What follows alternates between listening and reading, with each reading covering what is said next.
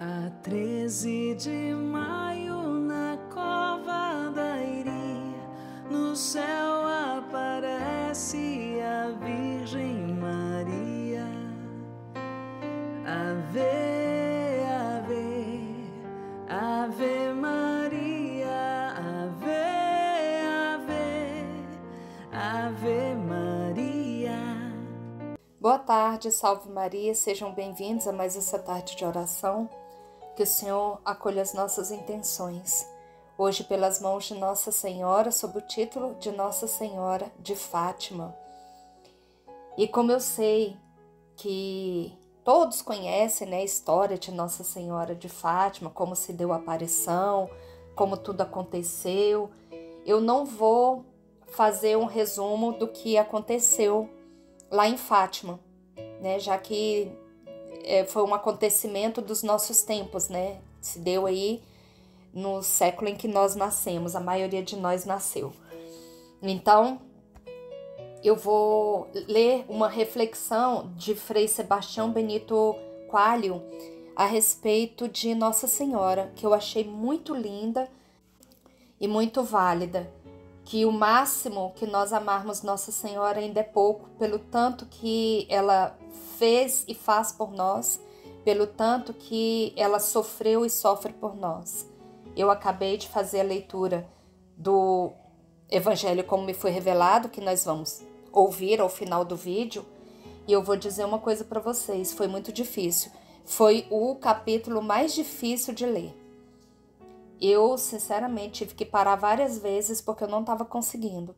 Então, todo o sofrimento de Cristo, Nossa Senhora sofreu também no coração. Nossa Senhora sofreu a agonia, ela sofreu a flagelação, ela sofreu a subida do Calvário, ela sofreu a coroação de espinhos, ela sofreu a crucifixão, tudo no seu coração. Vamos procurar o coração dessa mãe, vamos nos refugiar no seu imaculado coração. E por fim, o seu imaculado coração triunfará. E assim diz Frei Sebastião. No Novo Testamento, São João nos dá a base bíblica sobre a missão de Nossa Senhora. Ele a menciona em 3 momentos básicos. O prólogo de São João mostra a grandeza de Deus que realizou o mundo inteiro por meio de seu Filho, que é chamado de Verbo ou Palavra, ou seja, aquele que é a essência de Deus no amor, o mistério de Deus, o Filho. Com Ele, por Ele e para Ele, todas as coisas foram feitas. Sem Ele, nada daquilo que existe foi feito e o Verbo se encarnou. Quer dizer, esta mulher foi onde este infinito se tornou uma criança. Assim como a mãe que educa o filho, Maria Santíssima abre a visibilidade da vida pública de Jesus. Olha como essa mãe, do momento que foi escolhida para tal, age como mãe. Vocês que são mães carinhosas e mandonas, sabem o que significa o poder de mãe. Jesus estava em uma festa de casamento que faltou vinho. Nossa Senhora diz a seu filho que não tem mais vinho, e ele pergunta o que ele tinha a ver com isso. Ainda não havia chegado sua hora. Eu não sei. Mas eu posso tentar adivinhar o que ela pensou, que o filho falou o que queria e agora era a vez dela. Chamou o servo e pediu que ele fizesse o que Jesus mandasse. Ou seja, a atitude dela não foi de substituir seu filho. Ela queria que ele se manifestasse. A mãe não quer aparecer, quer que o filho apareça. Isso é muito bonito. Eu não sei qual foi o olhar de Jesus para sua mãe naquele momento. Mas ele realizou o milagre de tornar a água em vinho, e era o melhor vinho. Ninguém sabia de onde vinha. Apenas os servos que fizeram o trabalho de encher as talhas. Este foi o primeiro milagre. Essa sempre é a atitude de Nossa Senhora. Ela, como mãe, estará sempre medianeira da nossa vida, tenha certeza disso. Mas tem uma coisa, convidaram Jesus e Nossa Senhora. Se tivessem convidado só Jesus, ia ter um milagre? Não. E só Nossa Senhora? Também não. Convidaram os dois. Portanto, na nossa vida temos que fazer o mesmo, dar o nosso lugar a Jesus e à sua mãe. Chegamos ao momento da cruz, no qual Jesus foi condenado como malfeitor, e a mãe do malfeitor é a primeira a ser humilhada, mas ela não teve medo. O acompanhou até a cruz e permaneceu ao seu lado com o discípulo amado. Esse momento é a base da Milícia da Imaculada para São Maximiliano Kolbe. Olhar para o crucifixo não é difícil, mas imaginar-se no lugar dele é impossível. Naquele sofrimento terrível, olhou para sua mãe e a chamou de mulher. Por que mulher? Naturalmente, Jesus queria torná-la mãe de novo, dando-lhe como filho a herança da sua cruz. Olhou para o discípulo amado e disse: aqui está a tua mãe. O evangelista acentua a mãe de Jesus. Então é Nossa Senhora que marca a missão de Cristo. E este seu filho é você, sou eu, somos nós. Nossa Senhora nunca deixou a igreja e a humanidade.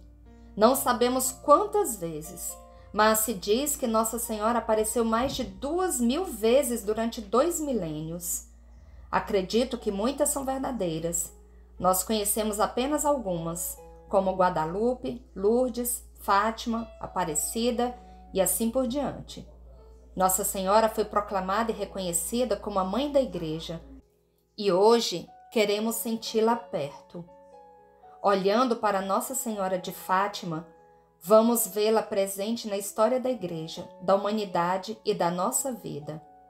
Nós estamos em um lugar sagrado, e isso só existe por causa dela, porque queremos que ela leve todos e todas para Jesus, e pedimos nesse dia dedicado a Fátima que ela nos proteja e abençoe, como abençoa as 3 crianças, Lúcia, Jacinta e Francisco. Com essa belíssima reflexão, nós pedimos a Nossa Senhora que nos cubra com o seu manto de amor, que perdoe as feridas que nós causamos ao seu imaculado coração, porque se nós causamos feridas a Cristo por causa dos nossos pecados, nós causamos também a Nossa Senhora, que tudo sofreu por amor a nós. Nossa Senhora, que sofre até hoje em suas aparições, exortando que nos voltemos para Cristo, exortando que nos voltemos para o bom caminho, que voltemos para o caminho do Senhor. Ela nos aponta o Sagrado Coração de Jesus. E seu Imaculado Coração é uma ponte. Vamos nos refugiar na ponte que é o Imaculado Coração da Virgem Maria, essa boa e eterna Mãe.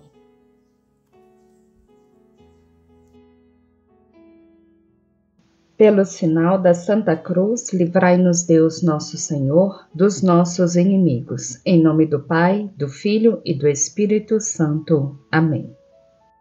Vinde, Espírito Santo, vinde por meio da poderosa intercessão do Imaculado Coração de Maria, vossa amadíssima esposa. Vinde, Espírito Santo, vinde por meio da poderosa intercessão do Imaculado Coração de Maria, vossa amadíssima esposa. Vinde, Espírito Santo, vinde por meio da poderosa intercessão do Imaculado Coração de Maria, vossa amadíssima esposa. Pai nosso que estais nos céus, santificado seja o vosso nome, venha a nós o vosso reino, seja feita a vossa vontade, assim na terra como no céu. O pão nosso de cada dia nos dai hoje. Perdoai-nos as nossas ofensas, assim como nós perdoamos a quem nos tem ofendido. E não nos deixeis cair em tentação, mas livrai-nos do mal. Amém. Ave Maria, cheia de graça, o Senhor é convosco. Bendita sois vós entre as mulheres, e bendito é o fruto do vosso ventre, Jesus. Santa Maria, Mãe de Deus, rogai por nós, pecadores, agora e na hora da nossa morte. Amém. Creio em Deus Pai Todo-Poderoso, Criador do céu e da terra, e em Jesus Cristo, seu único Filho, nosso Senhor, que foi concebido pelo poder do Espírito Santo, nasceu da Virgem Maria, padeceu sob Pôncio Pilatos, foi crucificado, morto e sepultado, desceu à mansão dos mortos, ressuscitou ao 3º dia, subiu aos céus, está sentado à direita de Deus Pai Todo-Poderoso, donde há de vir a julgar os vivos e os mortos. Creio no Espírito Santo, na Santa Igreja Católica, na comunhão dos santos, na remissão dos pecados, na ressurreição da carne, na vida eterna. Amém. Nessa primeira dezena, nós vamos pedir ao Senhor as intenções pela saúde, a saúde física, a saúde espiritual, a saúde mental de cada um de nós. Que o Senhor acolha essas intenções, que o Senhor sonde os nossos corações, e o Senhor sabe todos aqueles que nos pediram orações, que o Senhor também os visite nessa tarde. Eterno Pai, eu vos ofereço o corpo e o sangue, a alma e a divindade de vosso diletíssimo Filho, nosso Senhor Jesus Cristo, em expiação dos nossos pecados e dos do mundo inteiro. Pela sua dolorosa paixão, tende misericórdia de nós e do mundo inteiro. Pela sua dolorosa paixão, tende misericórdia de nós e do mundo inteiro. Pela sua dolorosa paixão, tende misericórdia de nós e do mundo inteiro. Pela sua dolorosa paixão, tende misericórdia de nós e do mundo inteiro. Pela sua dolorosa paixão, tende misericórdia de nós e do mundo inteiro. Pela sua dolorosa paixão, tende misericórdia de nós e do mundo inteiro. Pela sua dolorosa paixão, tende misericórdia de nós e do mundo inteiro. Pela sua dolorosa paixão, tende misericórdia de nós e do mundo inteiro. Pela sua dolorosa paixão, tende misericórdia de nós e do mundo inteiro. Pela sua dolorosa paixão, tende misericórdia de nós e do mundo inteiro. Nessa segunda dezena, eu quero pedir por todos os sacerdotes religiosos, pelas crianças, jovens, adolescentes, que o Senhor coloque anjos no caminho deles, que possa guiá-los sempre nos caminhos do bem, que os sacerdotes estejam realmente a serviço do Senhor, que não se desviem e que não levem a desviar toda uma comunidade. Que as crianças sejam protegidas na sua inocência, sejam protegidas no seu espírito, que elas estejam sempre inclinadas para Deus, sempre. Que o Senhor as abençoe e as proteja sempre. Eterno Pai, eu vos ofereço o corpo e o sangue, a alma e a divindade de vosso diletíssimo Filho, nosso Senhor Jesus Cristo, em expiação dos nossos pecados e dos do mundo inteiro. Pela sua dolorosa paixão, tende misericórdia de nós e do mundo inteiro. Pela sua dolorosa paixão, tende misericórdia de nós e do mundo inteiro. Pela sua dolorosa paixão, tende misericórdia de nós e do mundo inteiro. Pela sua dolorosa paixão, tende misericórdia de nós e do mundo inteiro. Pela sua dolorosa paixão, tende misericórdia de nós e do mundo inteiro. Pela sua dolorosa paixão, tende misericórdia de nós e do mundo inteiro. Pela sua dolorosa paixão, tende misericórdia de nós e do mundo inteiro. Pela sua dolorosa paixão, tende misericórdia de nós e do mundo inteiro.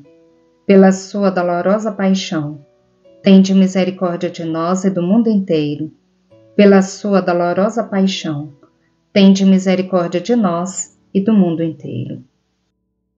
Nessa terceira dezena, nós vamos colocar pelo nosso Brasil, pedindo ao Senhor a graça da libertação, que o Senhor nos liberte do comunismo, da corrupção, das ideologias satânicas e de todo mal. Que o Senhor proteja a nossa nação brasileira, nossa terra de Santa Cruz, de toda influência maligna. Nós vamos colocar também por todas as mulheres que pensam em abortar, que o Senhor não permita tamanha atrocidade, que o Senhor proteja todas as crianças, especialmente aquelas que estão no ventre de suas mães e que pensam no aborto.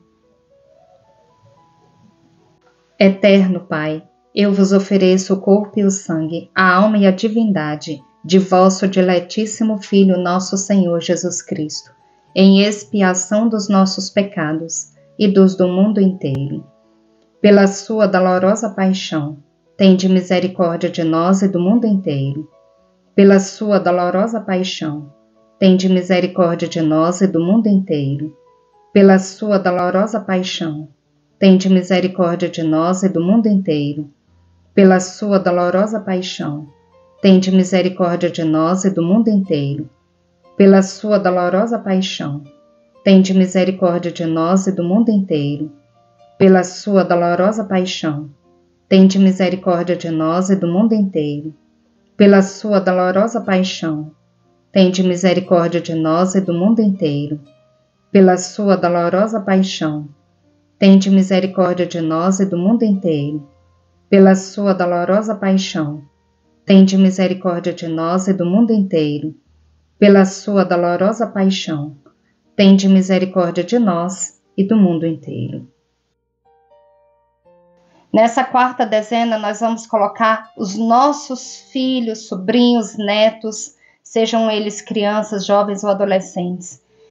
Mas coloquemos especialmente as crianças, adolescentes e jovens que foram abandonados, que por algum motivo estão longe dos seus pais, que o Senhor os guie, que os anjos do Senhor, que as santas dominações estejam com elas e que as guias protejam todo o decurso de sua vida. Eterno Pai, eu vos ofereço o corpo e o sangue, a alma e a divindade de vosso diletíssimo Filho, nosso Senhor Jesus Cristo, em expiação dos nossos pecados e dos do mundo inteiro. Pela sua dolorosa paixão, tende misericórdia de nós e do mundo inteiro. Pela sua dolorosa paixão, tende misericórdia de nós e do mundo inteiro. Pela sua dolorosa paixão, tende misericórdia de nós e do mundo inteiro. Pela sua dolorosa paixão, tende misericórdia de nós e do mundo inteiro. Pela sua dolorosa paixão, tende misericórdia de nós e do mundo inteiro. Pela sua dolorosa paixão, tende misericórdia de nós e do mundo inteiro. Pela sua dolorosa paixão, tende misericórdia de nós e do mundo inteiro. Pela sua dolorosa paixão, tende misericórdia de nós e do mundo inteiro. Pela sua dolorosa paixão, tende misericórdia de nós e do mundo inteiro. Pela sua dolorosa paixão, tende misericórdia de nós e do mundo inteiro. Nessa quinta dezena, nós vamos pedir ao Senhor que acolha todas essas intenções que são colocadas nos comentários, todos esses pedidos, tudo aquilo que vai no nosso coração, que o Senhor sonde os nossos corações e que o Senhor, conforme a sua santa vontade, realize aquilo que nós estamos pedindo, os nossos planos, os nossos projetos, os nossos sonhos. Eterno Pai, eu vos ofereço o corpo e o sangue, a alma e a divindade de vosso diletíssimo Filho, nosso Senhor Jesus Cristo, em expiação dos nossos pecados e dos do mundo inteiro. Pela sua dolorosa paixão, tende misericórdia de nós e do mundo inteiro. Pela sua dolorosa paixão, tende misericórdia de nós e do mundo inteiro. Pela sua dolorosa paixão, tende misericórdia de nós e do mundo inteiro. Pela sua dolorosa paixão, tende misericórdia de nós e do mundo inteiro. Pela sua dolorosa paixão, tende misericórdia de nós e do mundo inteiro. Pela sua dolorosa paixão, tende misericórdia de nós e do mundo inteiro. Pela sua dolorosa paixão, tende misericórdia de nós e do mundo inteiro. Pela sua dolorosa paixão, tende misericórdia de nós e do mundo inteiro.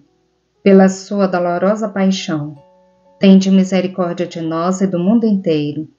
Pela sua dolorosa paixão, tende misericórdia de nós e do mundo inteiro. Deus Santo, Deus Forte, Deus Imortal, tende piedade de nós e do mundo inteiro. Deus Santo, Deus Forte, Deus Imortal, tende piedade de nós e do mundo inteiro. Deus Santo, Deus Forte, Deus Imortal, tende piedade de nós e do mundo inteiro. Rezemos pela conversão dos pecadores do mundo inteiro, especialmente os da Igreja e os de nossa casa. Ó sangue e água, que jorrastes do coração de Jesus, como fonte de misericórdia para nós, eu confio em vós. Jesus, eu confio em vós. Amém.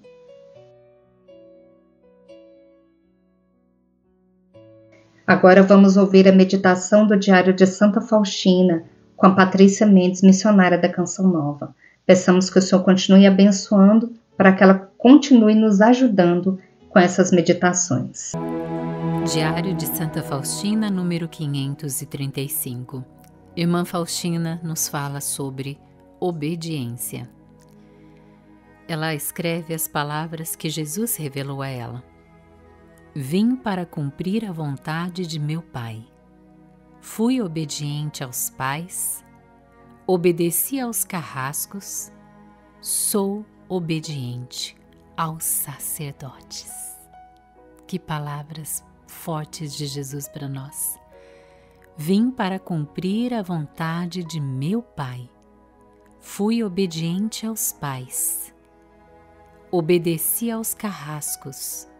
Sou obediente aos sacerdotes. São palavras de Jesus misericordioso. E somente nessas palavras nós já encontramos grandes lições para nós. Nem precisamos questionar a obediência de Jesus a São José, a Nossa Senhora. Que filho exemplar deve ter sido Jesus. Que graça, não é mesmo? Poder gerar, poder educar uma criança, um adolescente, cheio da sabedoria do alto, cheio do Espírito Santo, temente a Deus, filho de Deus. Mas também ele foi obediente aos seus carrascos. E nós sabemos o quanto ele sofreu. Tudo aquilo por amor a nós. E que interessante, ele permanece hoje e permaneceu todos esses anos, todo esse tempo, obediente aos sacerdotes, independente de quem é esse sacerdote. Independente até mesmo das limitações, dos pecados desse sacerdote. Jesus é obediente, porque pelas mãos do sacerdote a transubstanciação acontece. O pão deixa de ser pão e se torna carne de Cristo. O vinho deixa de ser vinho e se torna o sangue de Cristo. E o sacrifício de Jesus na cruz se atualiza em cada Santa Missa, tanto que nós também a chamamos de o Santo Sacrifício. E ao ouvir essas palavras, Santa Faustina escreve: Ó Jesus, compreendo o espírito da obediência e em que ele consiste. Abrange não apenas o comportamento exterior, mas também a inteligência, a vontade e o juízo.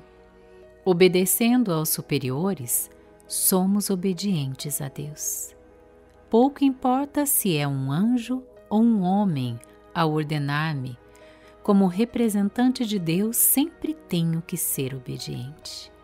Não vou escrever muito sobre os votos, porque estes são claros e bem definidos. A obediência. Nesse mundo em que as pessoas já não querem mais obedecer, essa geração, na grande parte, infelizmente, rebelde, desobediente. E nós sabemos quem influencia tudo isso. O grande rebelde, Lúcifer, que era o mais lindo anjo do céu. Lindo, forte, sábio, mas que se deixou levar pela inveja e pelo orgulho e se rebelou contra Deus, ou seja, não quis mais obedecer a Deus. Que eu e você estejamos atentos a partir de hoje, para que em tudo nós sejamos obedientes ao Senhor. Lembrando que a obediência também envolve aqueles que são os nossos superiores aqui neste mundo. No seu trabalho, você tem sido obediente? Lá nos estudos, na faculdade, no curso, na escola, você também tem obedecido? Ou você tem dado um contra-testemunho de cristão, sendo desobediente, sendo rebelde? E aos seus pais? Você que convive com eles, mora com eles, E mesmo você que não mora mais, que já é adulto, você respeita e obedece os seus pais ou não? Fique atento, não deixe que a influência do mal retire de você a obediência, que também está unida, ligada à humildade. Só quem é humilde consegue obedecer. Quem é orgulhoso não consegue obedecer. E que nós possamos também nos unir a Jesus, Ele que veio para cumprir a vontade do Pai do céu, do Pai das misericórdias. Eu e também temos uma missão nesse mundo. E também viemos para esse mundo, para em tudo cumprir a vontade de Deus. Bendigamos ao Senhor, demos graças a Deus. Rezemos agora o terço do amor, pedindo ao Senhor a libertação das almas do purgatório, que o Senhor tenha misericórdia e que elas sintam o alívio através das nossas orações. Pai nosso que estais nos céus, santificado seja o vosso nome, venha a nós o vosso reino, seja feita a vossa vontade, assim na terra como no céu. O pão nosso de cada dia nos dai hoje. Perdoai-nos as nossas ofensas, assim como nós perdoamos a quem nos tem ofendido. E não nos deixeis cair em tentação, mas livrai-nos do mal. Amém. Ave Maria, cheia de graça, o Senhor é convosco. Bendita sois vós entre as mulheres, e bendito é o fruto do vosso ventre, Jesus. Santa Maria, Mãe de Deus, rogai por nós, pecadores, agora e na hora da nossa morte. Amém. Creio em Deus Pai Todo-Poderoso, Criador do céu e da terra, e em Jesus Cristo, seu único Filho, nosso Senhor, que foi concebido pelo poder do Espírito Santo, nasceu da Virgem Maria, padeceu sob Pôncio Pilatos, foi crucificado, morto e sepultado, desceu à mansão dos mortos, ressuscitou ao terceiro dia, subiu aos céus, está sentado à direita de Deus Pai Todo-Poderoso, donde há de vir a julgar os vivos e os mortos. Creio no Espírito Santo, na Santa Igreja Católica, na comunhão dos santos, na remissão dos pecados, na ressurreição da carne, na vida eterna. Amém. Nessa primeira dezena, nós vamos colocar pelas almas de todos os nossos antepassados, pelas almas de todos os irmãos que passaram por essa hora da misericórdia, que rezaram conosco, também por todos aqueles que morreram de forma súbita, que o Senhor acolha todas essas almas. Doce coração de Jesus, sede meu amor. Doce coração de Maria, sede a minha salvação. Jesus, Maria, eu vos amo, salvai almas. Jesus, Maria, eu vos amo, salvai almas. Jesus, Maria, eu vos amo, salvai almas. Jesus, Maria, eu vos amo, salvai almas. Jesus, Maria, eu vos amo, salvai almas. Jesus, Maria, eu vos amo, salvai almas. Jesus, Maria, eu vos amo, salvai almas. Jesus, Maria, eu vos amo, salvai almas. Jesus, Maria, eu vos amo, salvai almas. Jesus, Maria, eu vos amo, salvai almas. Segunda dezena. Rezemos pelas almas dos sacerdotes, religiosos, missionários e consagrados que ainda se encontram no purgatório. Doce coração de Jesus, sede meu amor. Doce coração de Maria, sede a minha salvação. Jesus, Maria, eu vos amo, salvai almas. Jesus, Maria, eu vos amo, salvai almas. Jesus, Maria, eu vos amo, salvai almas. Jesus, Maria, eu vos amo, salvai almas. Jesus, Maria, eu vos amo, salvai almas. Jesus, Maria, eu vos amo, salvai almas. Jesus, Maria, eu vos amo, salvai almas. Jesus, Maria, eu vos amo, salvai almas. Jesus, Maria, eu vos amo, salvai almas. Jesus, Maria, eu vos amo, salvai almas. Terceira dezena, rezemos pelas almas dos nossos vizinhos falecidos e por todas as almas abandonadas e esquecidas no purgatório. Doce coração de Jesus, sede meu amor. Doce coração de Maria, sede a minha salvação. Jesus, Maria, eu vos amo, salvai almas.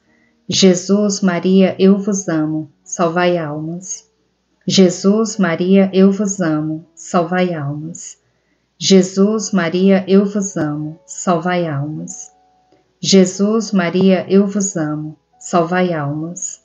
Jesus, Maria, eu vos amo, salvai almas. Jesus, Maria, eu vos amo, salvai almas. Jesus, Maria, eu vos amo, salvai almas. Jesus, Maria, eu vos amo, salvai almas. Jesus, Maria, eu vos amo, salvai almas. Quarta dezena, rezemos pelas almas dos sacerdotes falecidos que passaram pela nossa vida.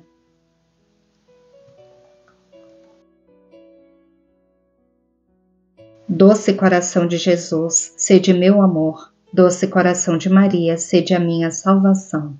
Jesus, Maria, eu vos amo, salvai almas. Jesus, Maria, eu vos amo, salvai almas. Jesus, Maria, eu vos amo, salvai almas. Jesus, Maria, eu vos amo, salvai almas. Jesus, Maria, eu vos amo, salvai almas. Jesus, Maria, eu vos amo, salvai almas. Jesus, Maria, eu vos amo, salvai almas. Jesus, Maria, eu vos amo, salvai almas. Jesus, Maria, eu vos amo, salvai almas. Jesus, Maria, eu vos amo, salvai almas.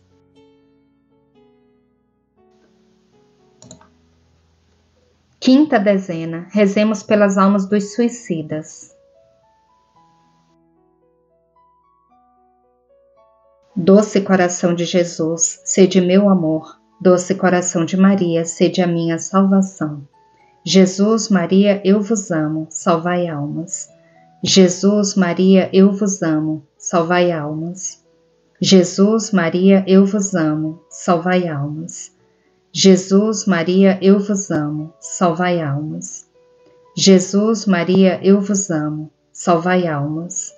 Jesus, Maria, eu vos amo, salvai almas.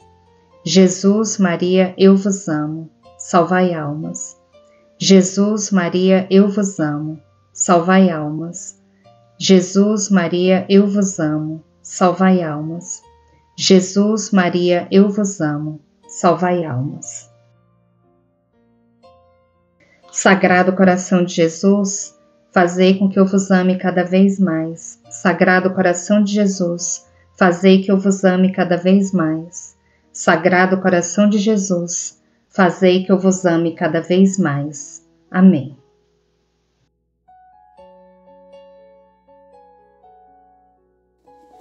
E agora a leitura de mais um capítulo do Evangelho como me foi revelado, da mística católica Maria Valtorta, capítulo 608, a via dolorosa do pretório ao Calvário. E assim começa a visão de Maria Valtorta. Passa algum tempo assim, não mais do que meia hora, talvez até menos. Depois, Longino, que ficou encarregado de presidir a execução, dá as suas ordens.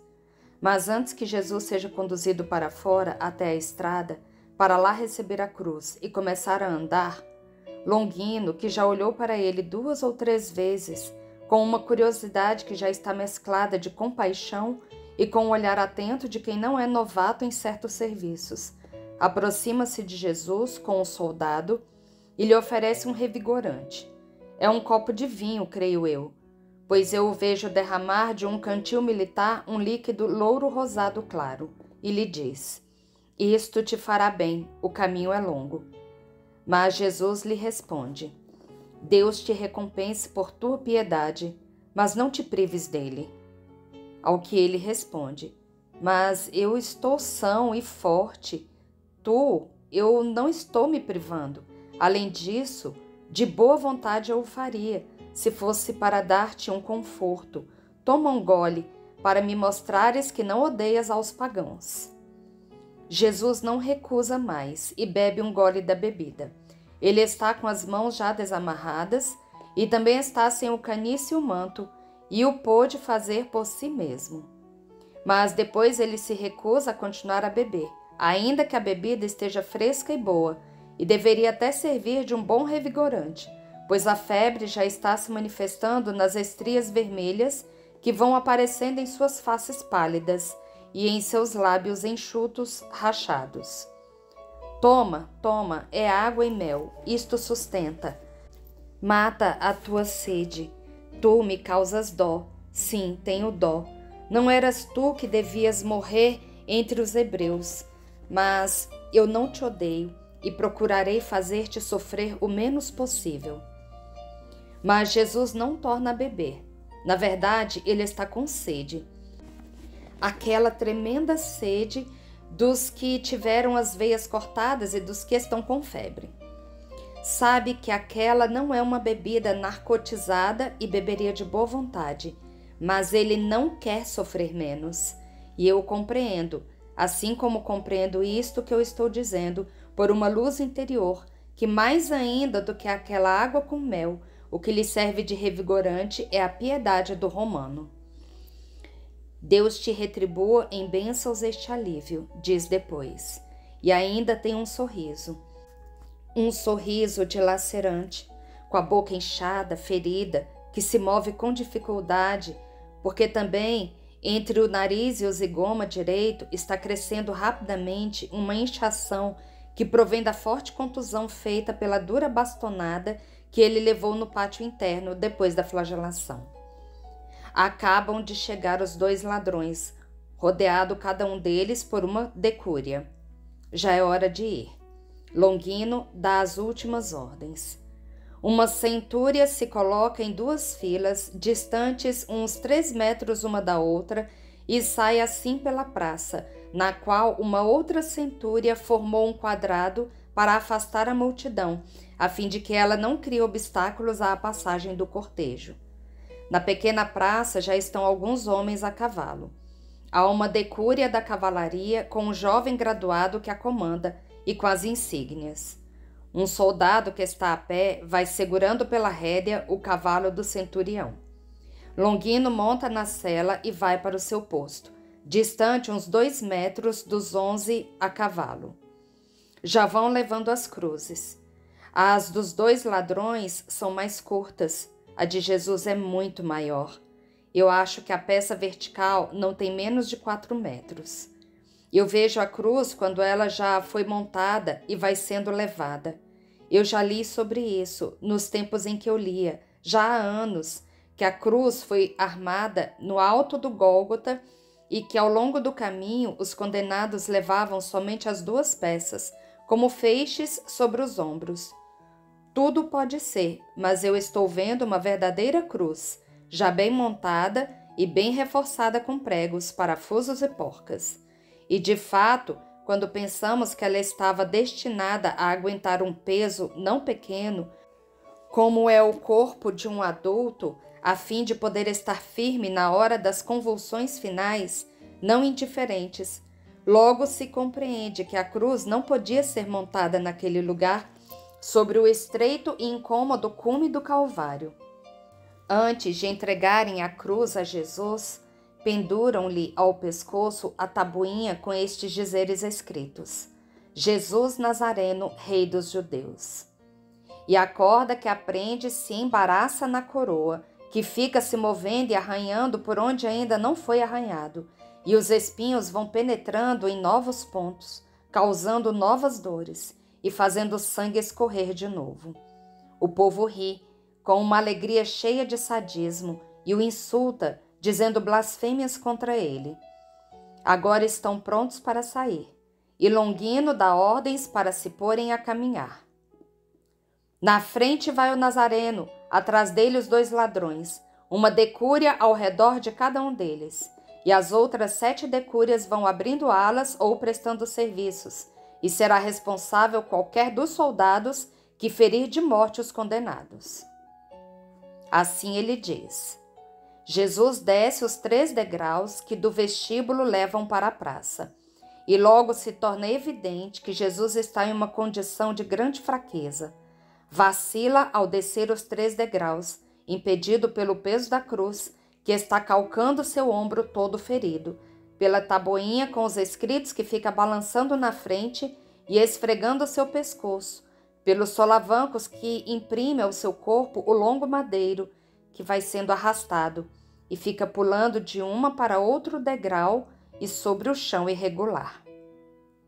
Os judeus riem ao vê-lo como um embriagado que vai cambaleando e gritam aos soldados: "Batei nele, fazei-o cair, que caia na poeira o blasfemador." Mas os soldados só fazem o que lhes foi mandado, isto é, ordenam ao condenado que vá pelo meio da estrada e caminhe. Longino esporeia o seu cavalo e o cortejo se põe lentamente em movimento. Longino bem que quereria andar depressa, tomando o caminho mais curto para chegar ao Gólgota, porque ele não tem certeza de que o condenado resista a tudo aquilo. Mas a gentalha desbragada, e dar-lhe o nome de gentalha ainda é uma honra, nem quer saber disso. Os que foram mais espertos já foram correndo na frente, até chegarem à encruzilhada, onde a estrada se bifurca, indo uma parte para o lado dos muros e a outra para a cidade, e fazendo um grande tumulto, gritando quando veem que Longino parece querer tomar a que vai para os muros. Não podes, é contra a lei. A lei diz que os condenados devem ser vistos da cidade em que eles pecaram." Os judeus que vão atrás do cortejo compreenderam que lá na frente estão querendo defraudá-los de um direito e unem seus gritos aos de seus companheiros. Por amor da paz, Longino entra pelo caminho que vai para a cidade e anda um bom trecho por ele. Depois faz sinal a um decurião para que venha perto dele. Eu digo decurião porque ele é um graduado, mas talvez seja o que nós chamamos oficial de ordenança. E lhe diz qualquer coisa em voz baixa. Ele volta atrás troteando e pouco a pouco, à medida que vai se encontrando com cada um dos chefes das decúrias, transmite-lhes a ordem. Depois ele volta para perto de Longino e diz que já cumpriu a ordem. Finalmente ele chega ao seu lugar de antes, na fila antes de Longino. Jesus vai indo para a frente ofegante. Cada buraco da rua é uma armadilha para seu pé que tropeça e uma tortura para os seus ombros feridos, para sua cabeça coroada de espinhos, e sobre a qual desce perpendicularmente um sol exageradamente quente, mas que de vez em quando se esconde atrás do todo escuro de alguma nuvem. Mas que, ainda que escondido, não faz cessar o calor. Acho que até a luz e os gritos o atormentam. E se ele não pode tapar os ouvidos para não ouvir aqueles gritos disparatados, cerra os olhos para não ver a estrada que reflete o sol ofuscante. Mas ele precisa abri-los, porque senão tropeça nas pedras e nos buracos, e cada tropeção é uma dor, pois sacode bruscamente a cruz, agita a coroa, que muda de lugar sobre o ombro ferido, aumentando o tamanho da chaga e a dor. Os judeus não podem mais feri-lo de perto, mas ainda conseguem que até ele chegue alguma pedra ou cacetada. A primeira, especialmente nas pequenas praças cheias de gente, e a segunda, nas curvas das estradinhas todas cheias de degraus que sobem e descem, passando ora por um, ou por 3 ou mais dos contínuos desníveis da cidade. Naqueles pontos, forçosamente o cortejo vai mais devagar e sempre há algum voluntário que desafia as lanças romanas, contanto que possa dar mais uma pancada na obra-prima de tortura que Jesus Cristo já virou. Os soldados o defendem como podem, mas mesmo quando o defendem, ainda o machucam, porque as longas hastas das lanças brandidas em um lugar tão apertado esbarram nele e o fazem tropeçar. Mas tendo chegado a um certo ponto, os soldados fazem uma manobra impecável e, apesar dos gritos e das ameaças, o cortejo se desvia de repente para um caminho que vai diretamente para os muros, descendo pois é um atalho que abrevia muito o tempo para se chegar ao lugar do suplício. Jesus fica cada vez mais ofegante. O suor já lhe banha o rosto, junto com o sangue que lhe brota das feridas, feitas pela coroa de espinhos. A poeira já se colou ao rosto molhado e o suja com manchas estranhas, porque agora está ventando. São rajadas de vento sincopadas, com longos intervalos, durante os quais torna a cair a poeira que o vento havia levantado em redemoinhos, que transportam os detritos até aos olhos e às gargantas. Junto à porta judiciária já se aglomeraram pessoas e mais pessoas. Os que são previdentes escolheram bem antes um bom lugar de onde possam ver. Mas pouco antes de chegarem lá, Jesus dá sinais de que vai cair. Somente a pronta intervenção de um soldado, sobre o qual quase ele cai, é o que impede que Jesus leve um tombo. O populacho ri e grita: "Deixa-o cair!" Ele dizia a todos: "Levantai-vos, que se levante ele agora."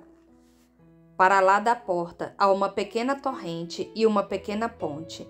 É uma nova dificuldade para Jesus ir por cima daquelas tabuinhas soltas sobre as quais vai batendo fortemente o longo madeiro da cruz. E ali está uma nova mina de projéteis para os judeus. E as pedras da torrente voam e vão ferir o pobre Marte. Tem início a subida do Calvário. É um caminho nu, sem nenhum fio de sombra, calçado com pedras soltas que formam a subida. Também neste ponto, quando eu podia ler, li que o Calvário tinha poucos metros de altura. Pode ser. Certamente um monte ele não é, mas é uma colina, e com certeza não mais baixa do que é se comparada ao Lungarne, o Monte das Cruzes, lá onde está a Basílica de San Miniato, em Florença. Alguém poderá dizer: "Ah, tão pouco?" Sim, para alguém que está são e forte é pouco, mas basta ter um coração fraco para perceber se é pouco ou muito. Eu sei que, depois que tive problema no coração, ainda que de uma forma benigna, eu não podia mais fazer aquela subida sem sofrer muito e tendo que parar continuamente, mesmo sem ter peso nas costas. Quanto a Jesus, eu creio que teria o coração em mau estado depois daquela flagelação e do suor de sangue, e não contemplo nada mais do que estas duas coisas.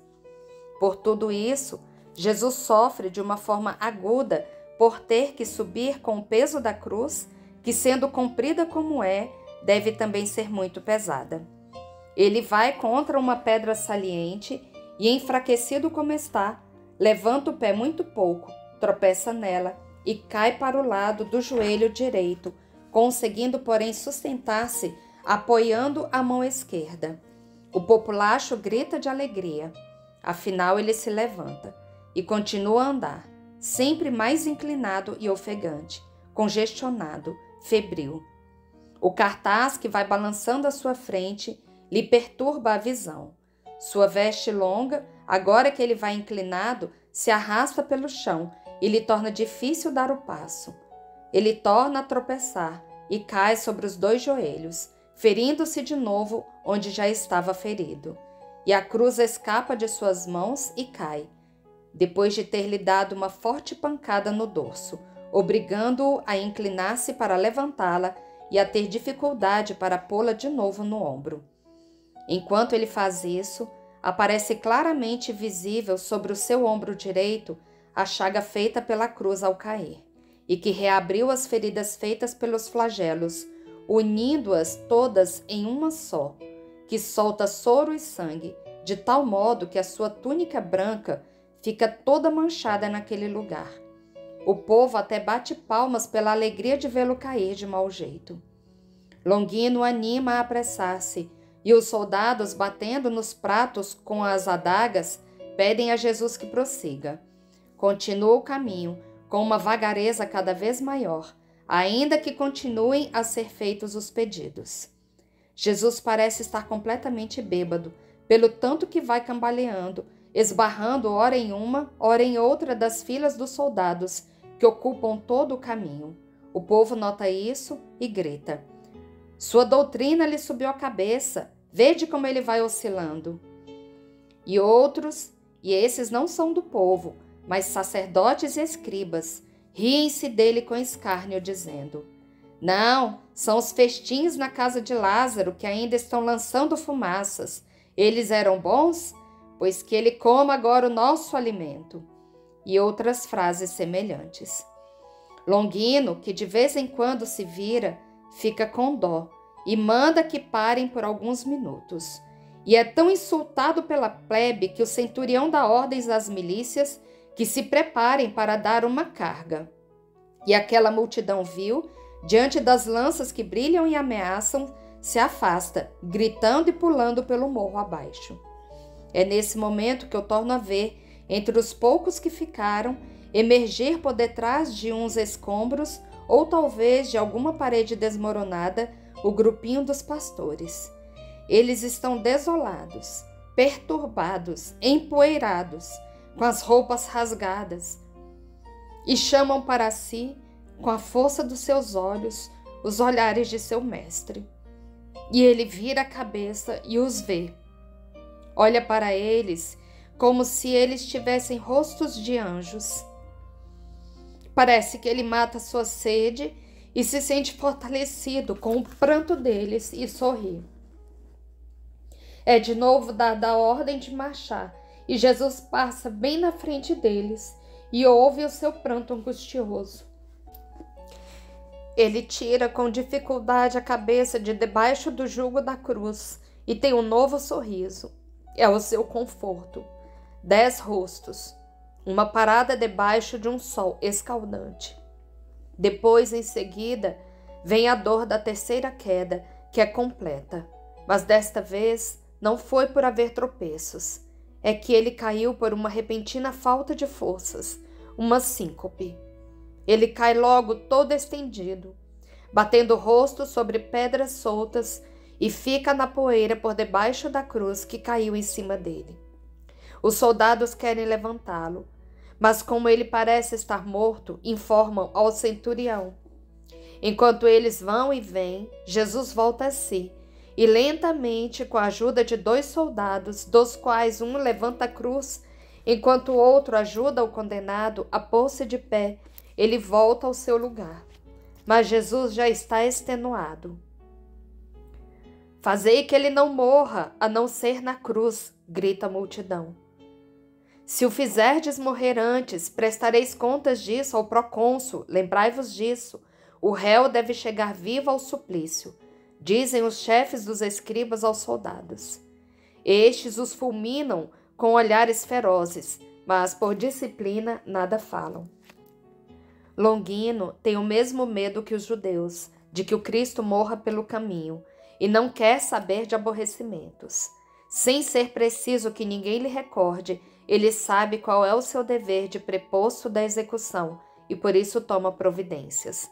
Toma providências desorientando os judeus, que já correram na frente pelo caminho, ao qual se chega de todas as partes do monte, suando, arranhando-se, para poderem passar por entre as raras e espinhosas moitas deste lugar árido, caindo por cima dos escombros que o entulham, como se fosse um monturo para Jerusalém, sem sentirem outra pena senão a de perderem um respiro do Marte, um só de seus olhares cheios de dor, um gesto ainda que involuntário de quem sofre, e sem outro medo que não seja o de perder um bom lugar.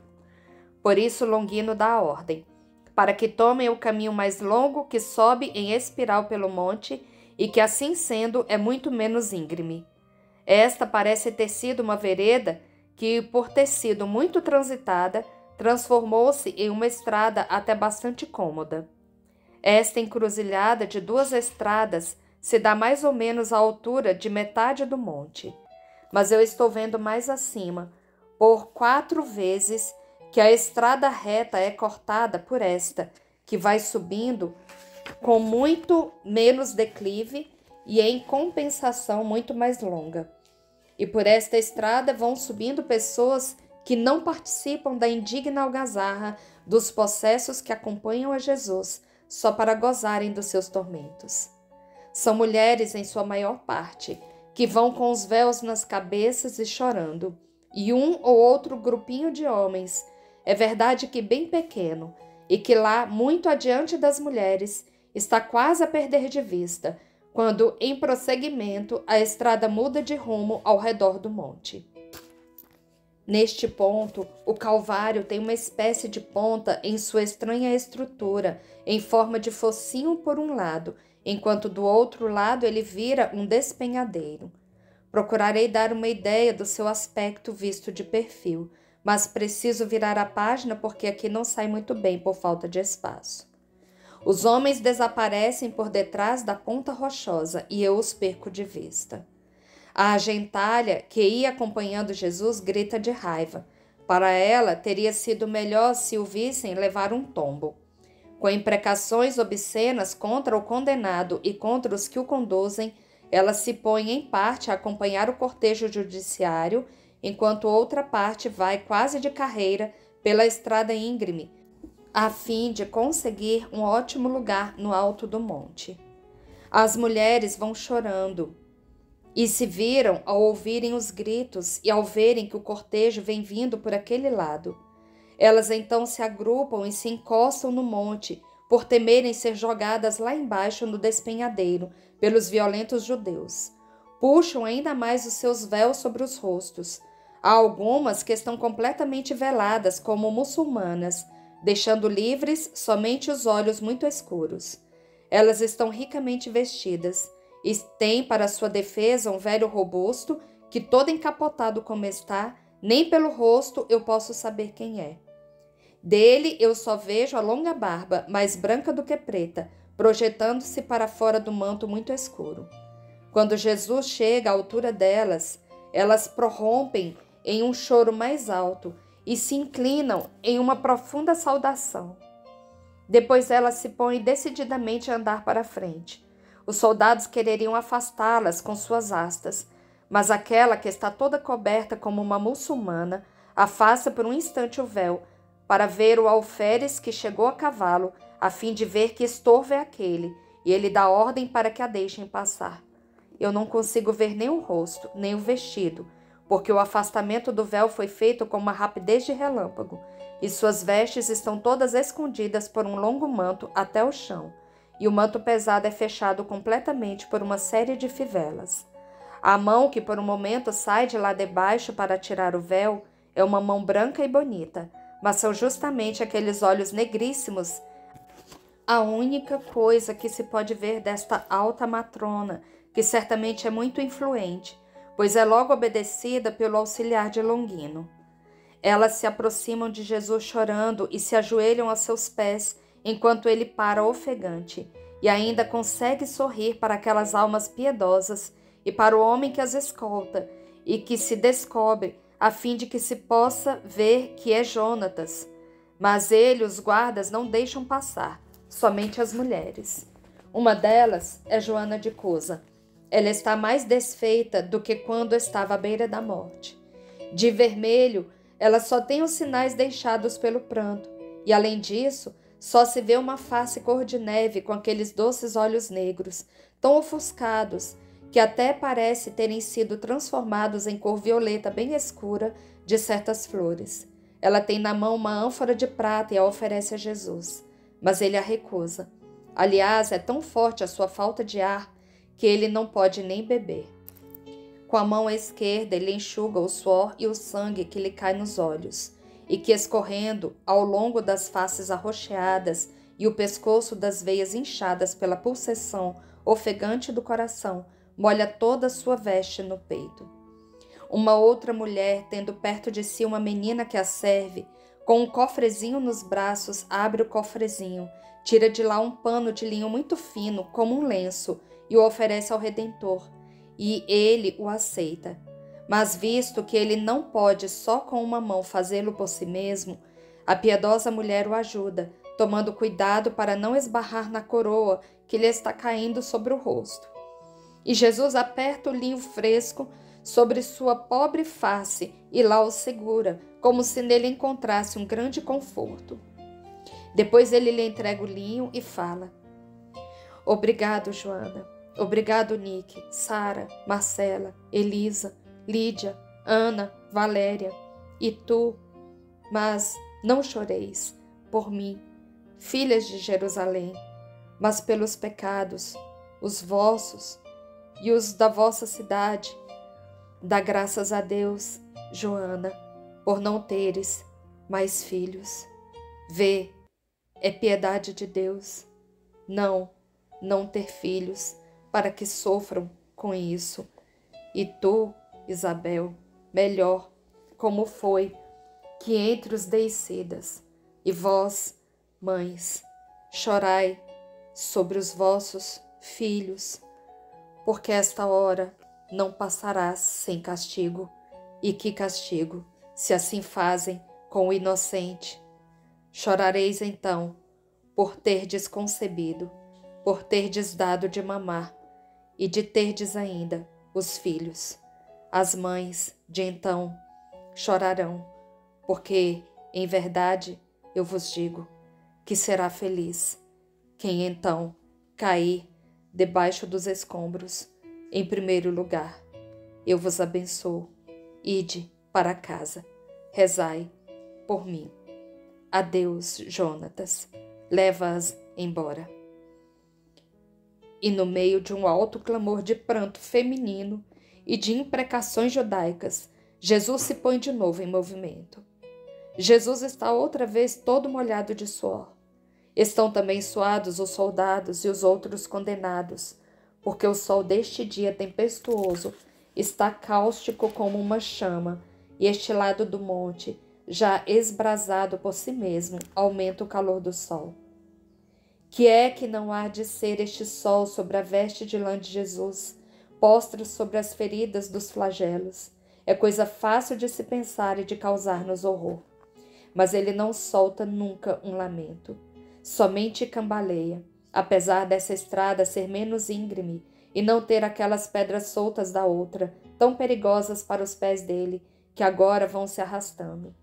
Sim, Jesus cambaleia cada vez mais, chegando a ir esbarrando numa ou noutra fila de soldados, inclinando-se cada vez mais para o chão. Alguns pensam em resolver o problema passando-lhe uma corda pela cintura e segurando-o pelas duas pontas, como se fossem rédeas. Sim, isso o segura, mas não livra do peso. Pelo contrário, a corda, esbarrando na cruz, faz que ela lhe bata continuamente no ombro e toque na coroa, que já fez na fronte de Jesus uma tatuagem sangrenta. Além disso, a corda roça continuamente na cintura, onde já há tantas feridas que certamente vão se abrindo de novo, a tal ponto que a túnica branca, àquela altura, está de um avermelhado pálido. Assim, os que querem ajudá-lo ainda o fazem sofrer mais. A estrada continua. Ela rodeia o monte, passa quase pela parte frontal, pela estrada íngreme. Aqui está Maria Santíssima com João. Eu diria que João a levou para aquele lugar sombreado, por detrás do cume do monte, para dar-lhe algum descanso. É esta a parte mais íngreme do monte. Não passa por aqui aquela estrada que o rodeia. Para cima e para baixo, a encosta se torna muito a pique, e por isso é evitada por aqueles cruéis. Lá existe sombra, pois, como eu dizia, lá é o lado do norte, e Maria Santíssima, como está desse lado do monte, fica protegida contra o sol. Ela está apoiada no muro, está em pé, mas exausta, e também já arfando, pálida como uma morta, com suas vestes de um azul muito escuro, quase preto. João olha para ela com uma piedade desoladora. Também ele já perdeu todos os vestígios de cor e está lívido, com 2 olhos cansados e arregalados, todo despenteado, com as maçãs do rosto sumidas, como se estivesse doente. As outras mulheres, Maria Madalena, Marta, irmãs de Lázaro, Maria de Alfeu e Maria de Zebedeu, Susana de Caná, a dona da casa e mais outras que eu não conheço, todas estão no meio da estrada, olhando se já vem vindo o Salvador, e tendo elas visto Longino, vão logo a Maria Santíssima levar a notícia. E Maria, sustentada pelo cotovelo por João, majestosa em sua dor, se afasta do monte e se coloca corajosamente no meio da estrada, desviando-se somente com a chegada de Longino, que do alto de seu ginete olha para a pálida mulher e para o companheiro dela todo pálido, e de olhos com uma mansidão celeste como os dela. E Longino abaixa a cabeça enquanto vai passando por ela, acompanhado pelos 11 a cavalo. Maria Santíssima procura passar por entre os soldados que estão compadecidos dela. Mas eles, que estão com calor e com pressa, procuram afastá-la de lá com suas lanças, ainda mais porque da estrada pavimentada já estão voando pedras como protestos contra tanta piedade. São os judeus que ainda estão praguejando por causa da parada que as mulheres ali fizeram. E dizem: vamos logo, amanhã é a Páscoa e é preciso acabar com tudo até a tarde. Vós sois suas cúmplices, zombadoras de nossa lei, opressoras. Morte para os invasores e o seu Cristo. Elas o amam, vede só como elas o amam, mas tomai-o, levai-o para a vossa maldita cidade. Nós vô-lo cedemos. Nós não queremos. As carniças para os carniceiros, a lepra para os leprosos. Longino se cansa e esporeia o cavalo, saindo acompanhado pelos 10 lanceiros contra o tumulto dos insultadores, que fogem pela segunda vez.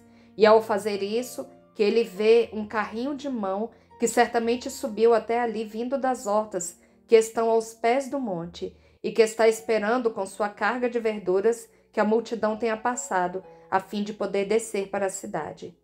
Penso que foi um pouco de curiosidade da parte do Cirineu e dos seus filhos que os fez subirem até lá, pois ele não tinha nenhuma necessidade de fazê-lo.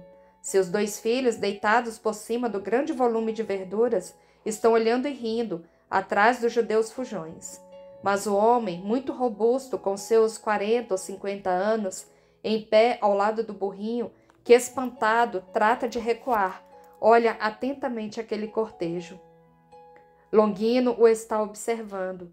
Ele pensa que o homem lhe possa ser útil e lhe ordena: homem, vem cá. O Cirineu faz que não ouviu, mas com Longino não se brinca. Ele repete a ordem de um modo tal que o homem entrega as rédeas a um dos seus filhos e vai para perto do centurião. Estás vendo aquele homem? Pergunta-lhe ele. E ao dizer isso, vira-se para mostrar Jesus e vê Maria Santíssima, que está suplicando aos soldados que a deixem passar. Ele fica com dó dela e grita: deixa passar a mulher. Depois ele torna a falar ao Cirineu: ele não pode mais andar com toda aquela carga. Tu és um homem forte. Toma a cruz dele e leva-a para ele até lá em cima. Eu não posso. Estou com aquele burro. Ele é teimoso. Os meninos não são capazes de retê-lo. Mas Longino lhe diz: vai, se não queres perder o burro, e levar 20 vergastadas de castigo. O Cirineu não tem coragem de reagir e diz aos rapazes: ide para casa e logo, e dizei lá que eu volto logo. E depois vai. Ele chega perto de Jesus, justamente no momento em que ele está se virando para a mãe, que só agora ele vê que está vindo ao seu encontro, pois ele ia andando tão inclinado e com os olhos quase fechados como se estivesse cego, e grita: mãe! Esta é a primeira palavra, desde que foi torturado, que exprime o seu sofrimento. Porque naquele grito está a confissão de tudo e de cada uma das tremendas dores do seu espírito, de seu moral e de sua carne. É um grito dilacerado e dilacerante de um menino que está morrendo sozinho, entre agudos tormentos, no meio das piores torturas, e que chega a ter medo até do seu próprio respiro. É o lamento do menino que delira, que é dilacerado com as visões de um íncubo e que quer a mãe, a mamãe. Porque só o seu beijo amoroso pode acalmar o ardor de sua febre. Só a voz dela espanta os fantasmas. Só o abraço dela torna a morte menos assustadora. Maria leva a mão ao seu coração, como se tivesse recebido uma punhalada, e sente uma leve vacilação. Mas ela se reanima, apressa o passo, enquanto vai com os braços estendidos, na direção de sua criatura dilacerada. Ela grita: "Filho!", mas diz isso de uma maneira tal que quem não tem um coração de hiena o sente rasgar por aquela dor. Eu vejo que até entre os romanos existe uma inclinação à piedade. No entanto, são homens que lidam com armas. Para eles não é coisa nova terem que matar, visto que são portadores de cicatrizes. Mas as palavras mãe e filho são sempre aquelas. E para todos aqueles, eu repito, que não são piores do que as hienas, são palavras ditas e compreendidas por toda parte, e por toda parte elas fazem que se levantem ondas de compaixão. E o sirineu tem esta compaixão. E como ele está vendo que Maria não pode abraçar o seu filho por causa da cruz, e que depois de ter estendido os braços, os deixa cair de novo, tendo a certeza de não poder fazer o que queria, e fica somente olhando para ele, querendo sorrir com o seu sorriso de Marte para encorajá-lo, enquanto seus lábios trementes vão bebendo pranto. E ele, tirando a cabeça de debaixo do jugo da cruz, procura por sua vez sorrir-lhe e enviar-lhe um beijo com seus pobres lábios feridos e machucados pelas pancadas e pela febre. Se apressa em remover a cruz, fazendo isso com a delicadeza de um pai, a fim de não esbarrar na coroa nem ficar roçando nas feridas. Mas Maria não pode beijar o seu filho. Até o toque mais leve seria uma tortura para aquelas carnes machucadas, e Maria se abstém de fazê-lo. E também porque até os sentimentos mais santos são acompanhados de um profundo pudor e exigem respeito ou pelo menos compaixão. Mas no caso presente é curiosidade ou escárnio. Beijam-se somente as duas almas angustiadas. O cortejo se põe de novo em movimento, empurrado pelas ondas de um povo furioso, e os separa, empurrando a mãe para um lado do monte, exposta à zombaria do povo todo. Agora, atrás de Jesus, está o sirineu com a sua cruz, e Jesus, livre daquele peso, pode andar melhor. Ele está arquejando fortemente, pondo muitas vezes a mão sobre o coração, como se sentisse muita dor, uma ferida ali, na região externo-cardíaca, e agora que pode, pois não está mais com as mãos amarradas, recompõe os cabelos que estão caídos para a frente, grudados pelo sangue e pelo suor, atrás das orelhas, para sentir o ar sobre o seu rosto cianótico. Desata o cordão do pescoço, pelo esforço em respirar, mas já está podendo caminhar melhor. Maria afastou-se dali com as outras mulheres. Ela vai acompanhando o cortejo, depois dele ter passado, e pouco adiante, por um atalho, ela se dirige para o cume do monte, desafiando os impropérios daquela ralé de canibais. Agora que Jesus está livre, faz-se bem depressa a volta ao redor do monte, e já estão perto do cume, que está cheio de gente gritando. Longino para e ordena que todos, inexoravelmente, sejam afastados mais para baixo, pois o cume, lugar da execução, deve ficar livre. E metade da centúria executa a ordem, correndo para aquele lugar e expulsando sem piedade todos os que se acham lá, fazendo para isso uso das adagas e das lanças. Sob a chuva dos golpes, dos sabres e das pauladas, os judeus que estão no cume fogem de lá, e quereriam ir colocar-se na esplanada que está pouco abaixo, mas os que já estão nela não cedem seus lugares, e no meio do povo surgem rixas ferozes. Todos parecem estar doidos. Como eu disse no ano passado, o Calvário em seu cume tem a forma de um trapézio irregular, levemente mais alto de um lado, depois do qual o monte se fende, ficando a pique por cerca de metade de sua altura. Sobre essa pequena praça já estão prontos 3 buracos profundos, preparados com tijolos e ardósia, construídos especialmente para esses casos. Perto deles estão as pedras e a terra já preparados para fixar as cruzes. Outros buracos foram feitos e deixados cheios de pedras. Por aí se compreende que eles são feitos de vez em quando, conforme o número que é preciso. Embaixo do cume trapezoidal, Do lado em que o monte não está fendido, há uma espécie de plataforma em degraus bem cômodos que formam uma segunda pracinha.